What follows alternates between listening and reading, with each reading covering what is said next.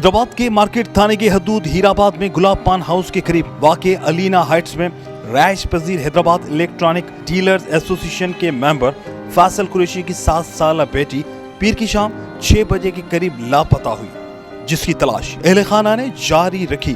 ताहम 2-2.5 घंटे बाद मासूम ज़ारा फातिमा की तशद्दुद लाश उसी प्लाजा की छत से बरामद हुई।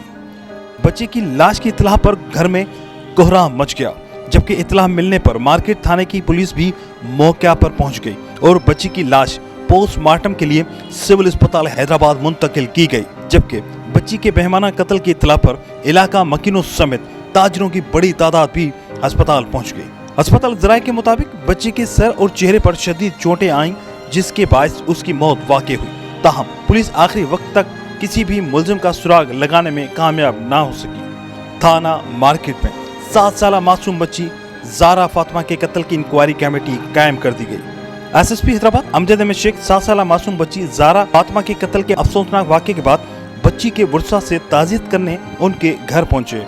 एसएसपी हैदराबाद ने बच्ची के इसाले सवाब के लिए दुआ की। एसएसपी हैदराबाद ने अपनी टीम के हमरा जाए वक़ा का तफसीली जायजा लिया और बच्ची के वालिद फैसल से मुलाकात की और इस बात की यकीन दहानी कराई कि पुलिस की इंतहाई काबिल टीम इस केस की इंक्वायरी में शामिल है। हमने काफ़ी अहम शवाहिद इकट्ठे कर लिए हैं। इंशाअल्लाह बहुत जल्द इस सफाक कातिल को अपनी गिरफ्त में लेंगे।